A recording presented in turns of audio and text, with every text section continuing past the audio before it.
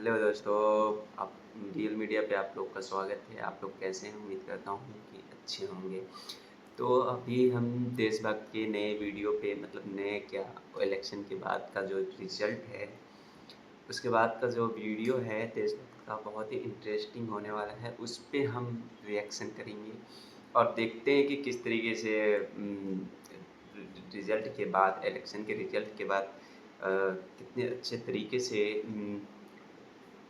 बातों को रखा गया। और गोदी मीडिया के यहाँ पे सबसे ज़्यादा गोदी मीडिया की अ, जो एग्ज़िट पोल थी उसके बारे में इस वीडियो में बताया गया है। हम देखते हैं, चलिए स्टार्ट करते हैं ये नया वीडियो देशभक्त। तो मोदी सरकार को यहाँ पर बहुमत तो मिल चुका है। 319 से 338 सीटों के साथ 4 जून को मोदी जी आ रहे हैं। CNX also is saying 400 par, but Congress is rejected from all parts of the country. बहुत ही कंफर्टेबली 303 का आंकड़ा जो वो पार करती हुई बीजेपी नजर आ रही है। BJP could win majority with देश का विश्वास दिख रहा है प्रधानमंत्री नरेंद्र मोदी के लिए।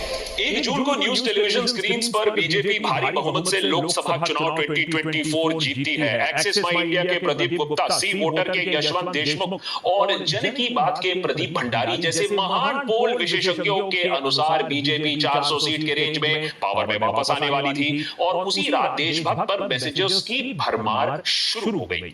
और ये हौसला अफजाई किसी विपक्षी पार्टी को सपोर्ट करने के लिए नहीं, सिर्फ इसलिए क्योंकि पिछले 6 सालों से हम लगातार एक बात कहते आए हैं, हमारे देश में डेमोक्रेसी, संविधान और देश की एकता सबसे ज्यादा प्रमुख है। किसी भी पार्टी या किसी भी व्यक्ति का सियासत पर इतना बड़ा कंट्रोल और पूरा कंट्रोल हमारे देशवासियों के लिए अच्छा नहीं है। नंबर 3, डेमोक्रेसी के लिए, सबके हक के लिए पक्ष प्रतिपक्ष, गवर्नमेंट ऑपोजिशन बहुत जरूरी होता है, ये हमारा हमेशा का कहना है। नंबर 4, सरकार के सामने सवाल उठाना हमारा हक या डेमोक्रेटिक राइट ही नहीं है, ये हमारी डेमोक्रेटिक ड्यूटी भी बनती है। गलत कह दिया भाई। नंबर 5, और अगर ऐसा नहीं किया तो तानाशाही की तरफ बढ़ते कदम और तेज हो जाएंगे, संविधान को फिर से लिखने का प्रोजेक्ट सफल हो जाएगा, देश को डिक्टेटरशिप की गिरफ्त में जाने से रोकना नामुमकिन हो जाएगा। लेकिन इस समय पर भी हमारे देशभक्त के जो मेंबर्स थे पेट्रियन पर, यूट्यूब पर, वो हमें डिस्कॉर्ड पर, हमारे चैट ग्रुप्स पर, हमारे मैसेजेस पर सिर्फ एक बात मैसेज कर रहे थे एग्जिट पोल के बाद, नतीजा जो भी आए हम देशभक्त पर वही काम करते रहे जो पिछले 6 सालों से करते आए हैं। हम तुम्हारे साथ हैं, हम तुम्हें उसी तरीके से सपोर्ट करेंगे, देशभक्त को सपोर्ट करेंगे जैसा कि पिछले सालों से करते आए हैं। तो सबसे पहले तो उन देशभक्त मेंबर्स को हमारा कोटि कोटि प्रणाम, हमारा बहुत बड़ा थैंक्स। आप ही के सपोर्ट की वजह से आज हम इस मैदान पर खड़े हुए हैं, बैटिंग किए जा रहे हैं, बिना कॉम्प्रोमाइज किए, बिना एडजस्ट किए, बिना किसी बूट लिकिंग के। जब अपने ही फैमिली मेंबर्स, जब अपने ही फैमिली के लोग आपको पॉलिटिक्स के नाम पर नोचने के लिए तैयार रहते हैं, उस समय देशभक्त की फैमिली हमारे साथ खड़ी रही, हमारा साथ नहीं छोड़ा, ये बात हम कभी भूलेंगे नहीं। डेल्टा स्पेटाइज फाइल करके आप बॉडी भी बना सकते हो। कैसे? ऐसे so far with NDA is not happening. BJP between 240 and about 260. BJP has failed. आया तो मोदी ही, लेकिन भक्तों का 400 पार का सपना थोड़ा सा बिखर गया।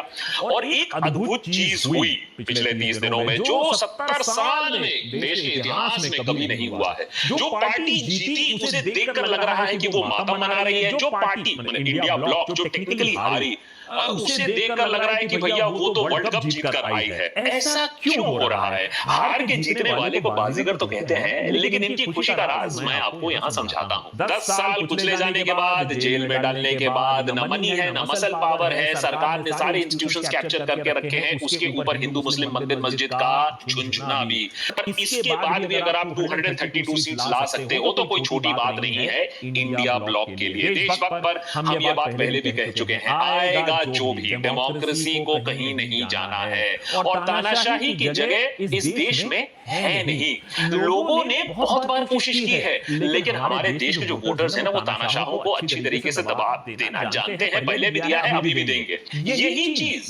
चीज एग्जैक्टली जब मैंने ऑक्सफोर्ड यूनिवर्सिटी के डिबेट में 1 साल पहले कहा था, तब लोगों ने मेरी बात नहीं मानी। लेकिन 2024 चुनाव के नतीजों ने यह साफ दिखा दिया है कि हमारा देश किसी भी एक पार्टी या किसी भी एक व्यक्ति व्यक्ति के ऊपर डिपेंडेंट नहीं है। और 1947 में हम जिस sovereign socialist secular democratic Republic की ओर चल पड़े थे, निकल पड़े थे, वो राह, उस राह को बदलना नामुमकिन है अगर विपक्ष और जनता चौकस रहे।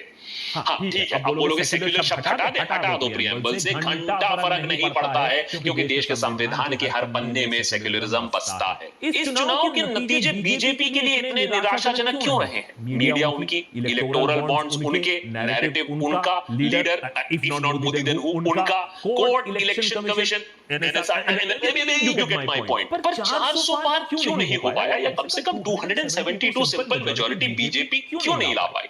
कुछ लोगों का मानना है कि इसमें यूट्यूबर्स का बहुत बड़ा हाथ है। कई लोग कहते हैं कि कांग्रेस ने कास्ट पॉलिटिक्स जबरदस्त खेली। कुछ लोग कहते हैं कि गलती हिंदुओं की है, गाली वो हिंदुओं को पकड़ रहे हैं क्योंकि हिंदुओं ने बीजेपी को धोखा दिया है।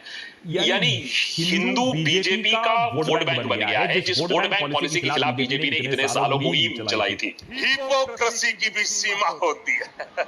सच तो ये है कि बीजेपी के हार के पीछे बीजेपी सबसे बड़ा उसका कारण है। इंडिया ब्लॉक के पास इतना टाइम नहीं था कि वो अपनी स्ट्रेटेजी, अपनी मैसेजिंग लोगों तक इफेक्टिवली पहुंचा पाए। हाँ, वो एक ऑल्टरनेटिव चॉइस बनकर लोगों के सामने इलेक्शन से पहले खड़ी हो पाई। अब सोचो अगर 6 महीने या 12 महीने पहले इंडिया ब्लॉक हरकत में आ चुकी होती, जो काम उन्होंने पिछले 2 महीनों में किया, तो बीजेपी आज ऑपोजिशन पर बैठी होती, राहुल गांधी की जगह वहां नरेंद्र मोदी बैठे रहते।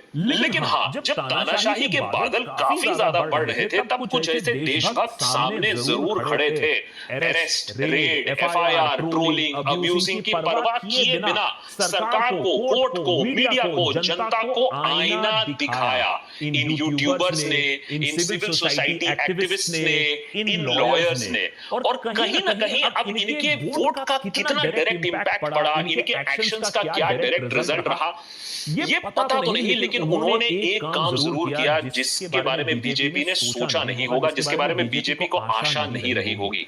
हजारों करोड़ों रुपए लगाकर जिस नैरेटिव को बीजेपी कंट्रोल कर रहा था कि लोग किस भाव में सोचेंगे, भेड़ चाल की तरह एक ही डायरेक्शन में चले जाएंगे, उस नैरेटिव का भांडा फोड़ जरूर किया। वो नैरेटिव इनके हाथ से फिसलने के पीछे इन यूट्यूबर्स और एक्टिविस्ट का बहुत बड़ा हाथ है।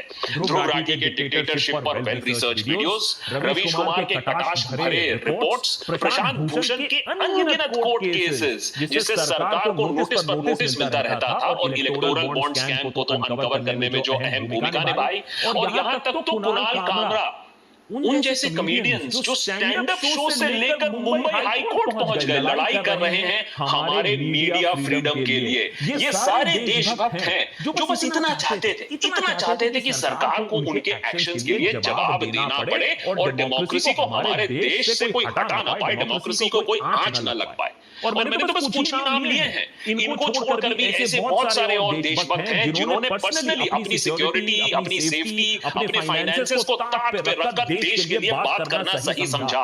हमसे पूछा जाता है देशभक्त का मॉडल क्या है, हम कहते हैं हमारा मॉडल यही है कि जेल से बस बाहर रहें और एपिसोड आपके लिए बनाते रहें। सोचिए ऐसे कंडीशन में कितने लोग काम कर रहे हैं जिनका कल यूट्यूब चैनल बंद हो सकता है, स्ट्राइक लग सकता है, एफआईआर आ सकता है, लेकिन तब भी वो देश के लिए बोल रहे थे। इसके बदले इन्हें मिला क्या? ट्रोल्स मिले, अब्यूज मिला, इनको डिस्क्रेडिट किया गया। आईटी सेल ने खासा तौर से ध्रुव राठी को फैक्ट से कम पर्सनल अटैक से टारगेट करना सही समझा। सारे बड़े क्रिएटर्स एक के बाद एक लाइन में लगकर ध्रुव राठी को या तो जोकर बुलाते, एजेंट बुलाते, पार्टी वर्कर बुलाते, यहां तक कि पाकिस्तानी